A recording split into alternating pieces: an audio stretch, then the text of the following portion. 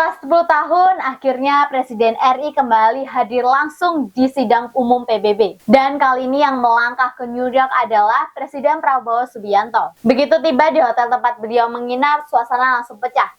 Diaspora Indonesia yang ada di Amerika sudah menunggu, berdiri bersejajar sepanjang jalan. Mereka teriak lantang, Indonesia, Indonesia, Indonesia sambil melambaikan tangan. Bahkan ada momen spesial ketika dua anak diaspora menggunakan pakaian adat Nusantara menyerahkan bunga langsung ke tangan Presiden. Momen ini bikin haru dan bikin hangat. Bahkan tuh bikin kayak merinding. Tapi bukan cuma soal penyambutan aja.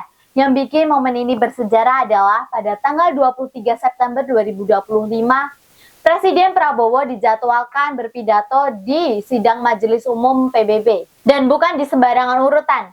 Beliau akan bicara sebagai pembicara ketiga setelah Presiden Brazil Lula da Silva dan Presiden Amerika Serikat Donald Trump. Bayangin, Indonesia berdiri di barisan depan.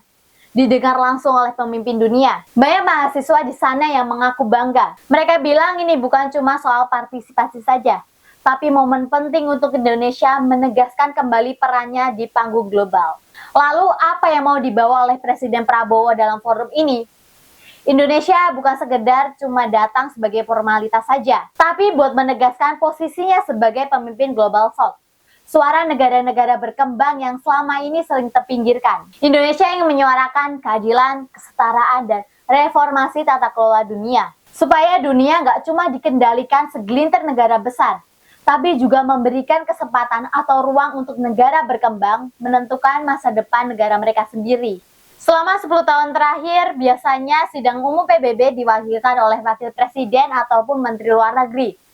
Presiden Jokowi jarang banget hadir di sidang umum PBB, yang bikin posisi Indonesia semakin lama seperti semakin menepi. Tapi tahun ini berbeda, Presiden Prabowo langsung hadir di sidang umum PBB, dan ini sebagai sinyal kalau Indonesia serius kembali memerankan peran pentingnya di dalam kancah internasional. Jadi bukan cuma diaspora Amerika saja yang merasa bangga, tapi kita semua juga ikut merasa bangga dan merasa Indonesia didengar lagi di kancah dunia. Jangan lupa like, komen, dan subscribe supaya kamu gak ketinggalan video-video keren lainnya.